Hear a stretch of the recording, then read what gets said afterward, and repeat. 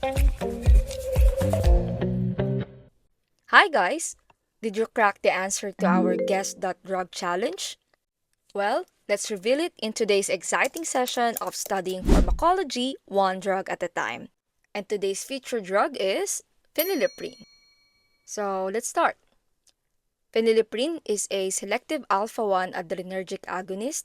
It is used for its vasoconstrictive properties, and it works by stimulating the alpha 1 receptors on the vascular smooth muscle, leading to an increase in systemic vascular resistance and elevated blood pressure. Also, it does not stimulate beta 1 receptors. That's important for us to remember, so it doesn't directly increase the heart rate or contractility. In fact, the increase in blood pressure can lead to reflex bradycardia via baroreceptor stimulation. Clinically, phenylephrine is used to treat hypotension, particularly in anesthesia-induced vasodilation or spinal shock, and occasionally in septic shock when tachycardia is present or other agents are contraindicated. More important to note, it is also widely used as a nasal decongestant, also in ophthalmology for pupil dilation, and even to treat priapism when injected locally to reduce blood flow.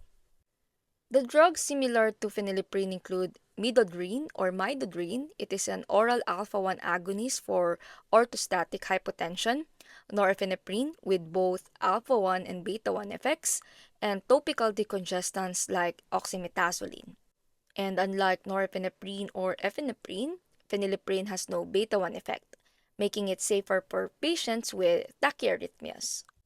The notable side effects of phenylephrine include hypertension, reflex bradycardia, ischemia in sensitive tissues, for example, in the extremities or gut, anxiety, and rebound congestion with chronic nasal spray use. And in terms of interactions, phenylephrine's pressor effect is enhanced by MAO inhibitors and TCAs, potentially leading to hypertensive crisis. Caution is also needed with beta blockers as they may worsen bradycardia and with volatile anesthetics which can increase arrhythmia risk. And an easy way to remember phenylephrine is it's a pure alpha 1 action. So we think phenylephrine, pressure helper, especially no beta 1. Pressure helper, especially no beta 1. So it's ideal when you raise blood pressure without increasing the heart rate. So again, these are the things that we could remember about phenylephrine. It has a limited efficacy in prolonged shock. It may reduce cardiac output in some patients due to increased afterload and reflex bradycardia, especially in prolonged use or high doses. This makes it less ideal for patients with compromised cardiac function. Again, it has no impact on contractility because it has no beta 1 activity, and so it is not helpful when inotropy is needed. And it may worsen tissue perfusion because of its excessive vasoconstriction, which can impair perfusion to organs like kidneys and extremities, especially in shock states where perfusion is already compromised. To add, caution in elderly and hypertensive patients because even at small doses, it can lead to excessive blood pressure spikes in these populations.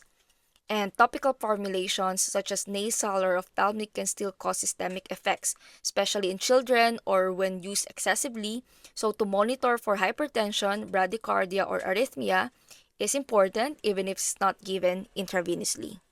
Let's go back to our mnemonic. We have phenylephrine, pure alpha 1. So we will use the first letters, phenyl. We have pressure up, heart rate down, eye dilation, nasal relief, and yikes if you overuse, like it can lead to rebound or ischemia. I hope that is helpful, and before we end our discussion for today, we will have an example case here. We have a 60-year-old hypertensive woman under spinal anesthesia, and she became hypotensive. IV phenylephrine is cautiously given to raise blood pressure without increasing the heart rate. But close BP monitoring is done due to her baseline hypertension and risk of reflex bradycardia. Again, phenylephrine, pressure up, heart rate down, eye dilation, nasal relief, and yikes if you overuse it. It can lead to rebound or ischemia.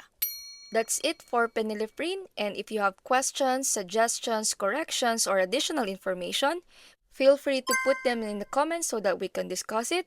And don't forget to like and subscribe for more videos like this. Again, this is Studying Pharmacology, one drug at a time. See you on the next drug.